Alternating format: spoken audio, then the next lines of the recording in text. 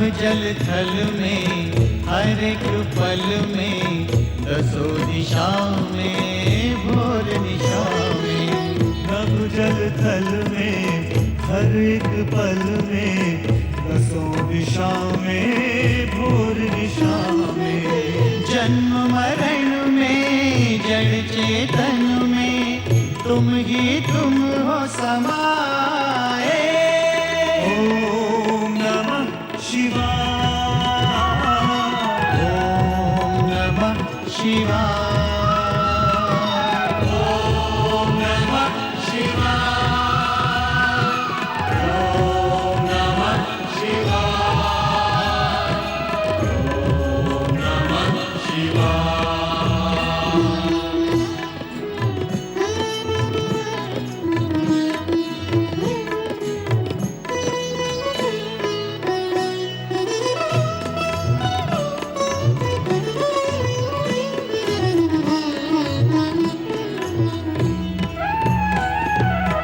आदि अनंता तुम भयहंता, कैलाशवासी हो अविनाशी। आदि अनंता तुम भयहंता, कैलाशवासी हो अविनाशी। हो सुख करता तुम दुख हरता, हर संकट के उपाय। ओम नमः शिवाय, ओम नमः शिवाय, ओम नमः शिवाय, ओम नमः शिवाय, ओम नमः शिवाय।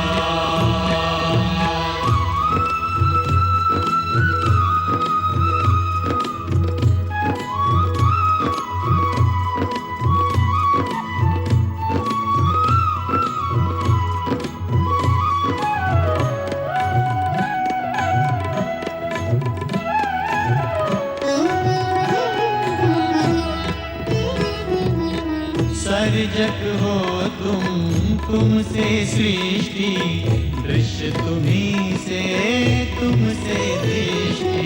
सर्जक हो तुमसे सृष्टि, दृश्य तुम्ही से तुमसे दृष्टि। चार अवस्था आठ प्रहर तुमसे मन हर्षाए। ओम नमः शिवाय, ओम नमः शिवाय, ओम नमः शिवाय, ओम नमः शिवाय, ओम नमः शिवाय।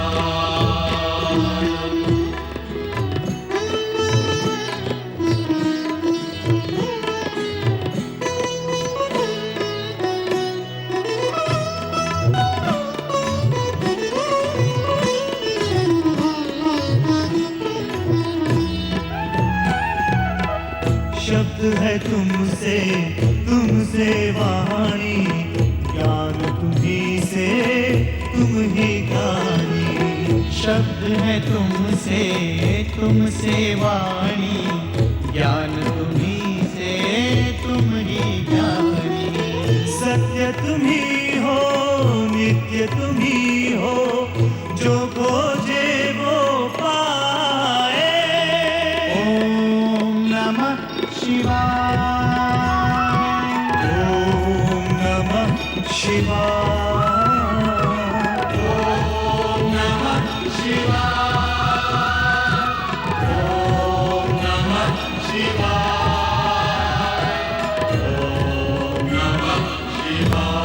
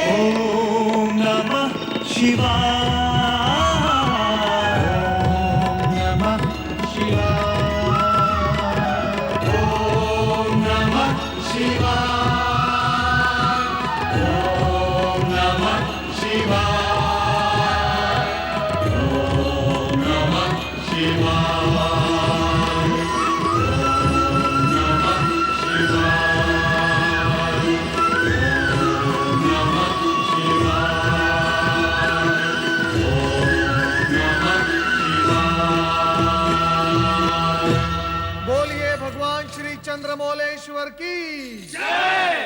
भूत भावन भगवान भोलेनाथ की जय। मंगलम भव, सदा मंगलम भव।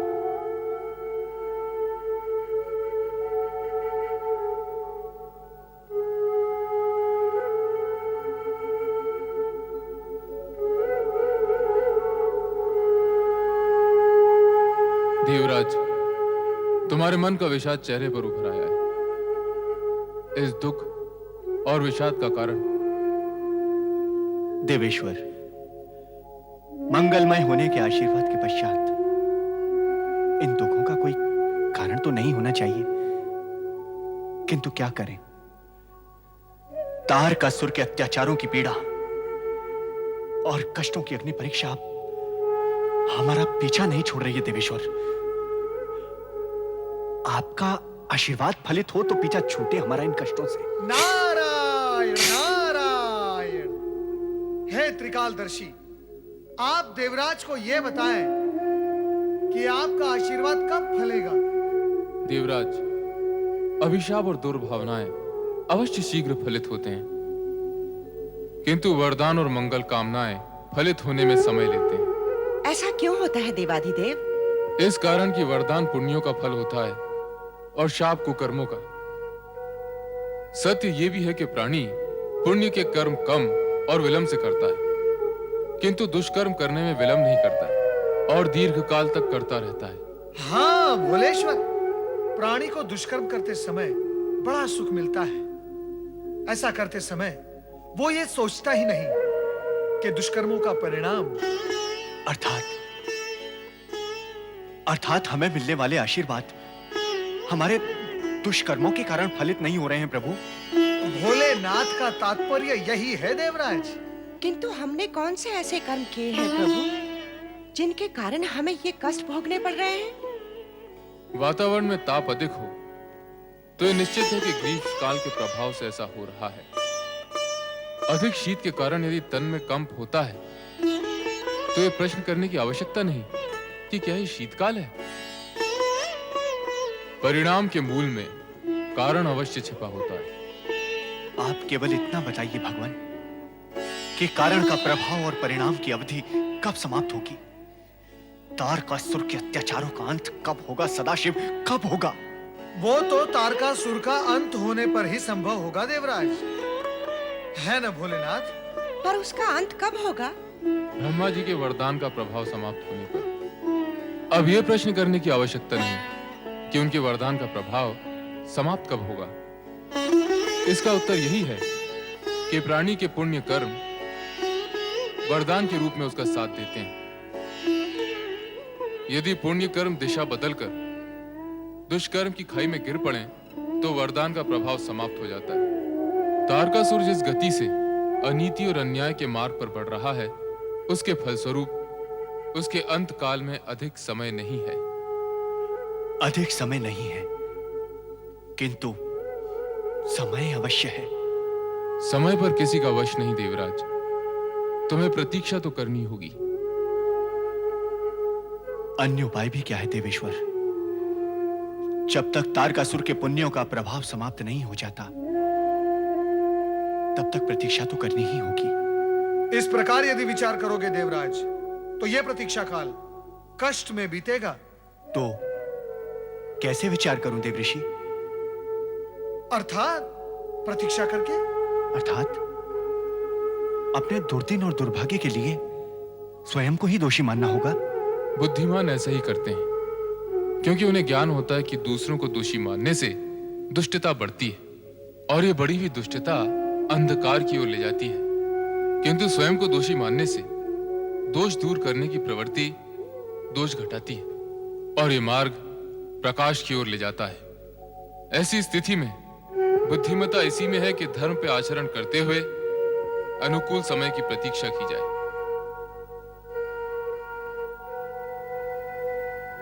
धन्य है प्रभु, धन्य है आप और आपकी लीला धन्य है। देवऋषि, देवराज, सफलता का श्रेष्ठ मार्ग है सत्कर्म।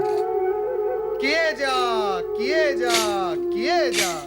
नारायण नारायण।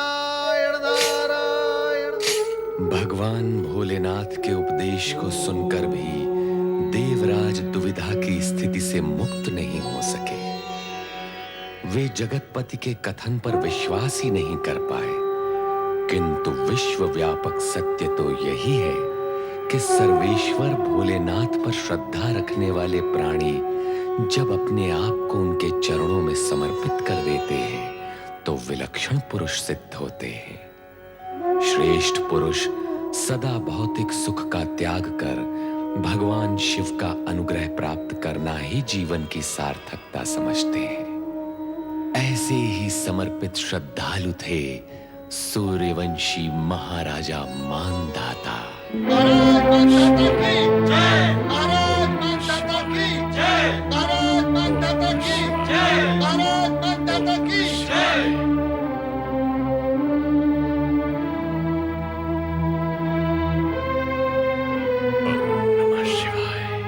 प्रणाम पिताश्री। प्रणाम पिताश्री। कल्याण हो। आश्चर्य पिताश्री, आज आपको शिव पूजा में इतना अधिक विलंब हो गया कि आपने अभी तक राशि परिधान भी धारण नहीं किया। राजकुमार अम्बरीश, युवराज मुचकुंद, आज अनायास ही शिव पूजन के उपरांत हमारे हृदय में वैराग्य भाव उत्पन्न हुआ। ऐसा वैराग्य उत्पन्न होने के पश्चात किसी भी दृष्टि से हमारा सिंहासन पर आसीन होना शोभनीय नहीं है वत्स। पिताश्री। महाराज, ये क्या कर रहे हैं आप? पिताश्री, ऐसा न कहिए। आपसे अधिक इस सिंहासन पर बैठने के योग और कौन हो सकता है महाराज? राजकुमार, तुम हमारे ज्येष्ठ पुत्र होने के नाते अब इस सिंहासन पर तुम्हारा न्यायोचित अधिकार है। कदापि नहीं। आपके होते हुए मैं इस सिंहासन पर कैसे बैठ सकता हूँ? ये प्रजा की इच्छा के भी विरुद्ध होगा। भ्राता सत्य कह रहे हैं तात। आपके समान धर्मात्मा प्रजा पालक शासक युगों में एक ही बार जन्म लेता है। हम ही नहीं, आपकी प्रजा भी आपको इस सिंहासन से दूर नहीं देख सकती।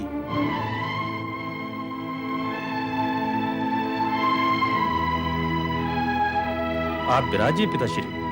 इस प्रकार संकोच ग्रस्त रहकर आप हम सबके मन में भय उत्पन्न कर रहे हैं। भय कैसा वत्स? परंतु सत्य यह है कि हमारा इस राज्य सिंहासन से अब मोह भंग हो चुका है।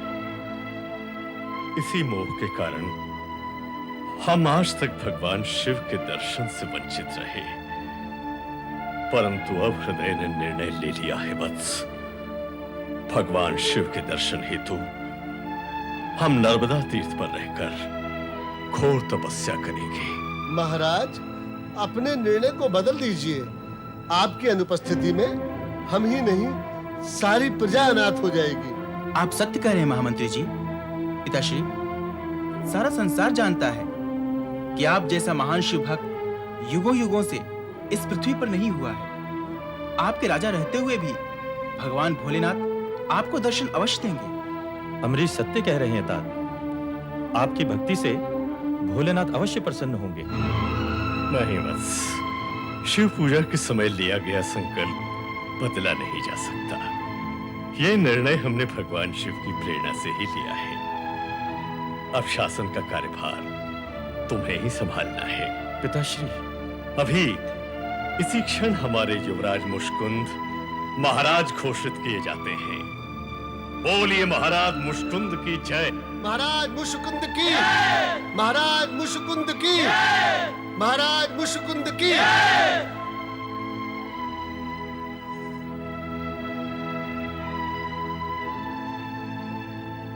सभासदों, अपने शासन काल में यदि आप लोगों में से किसी के प्रति कोई त्रुटि हुई हो, यदि कभी किसी भी प्रजाजन के प्रति हमसे कोई अन्याय हुआ हो, तो हम आप सबसे क्षमा चाहते हैं।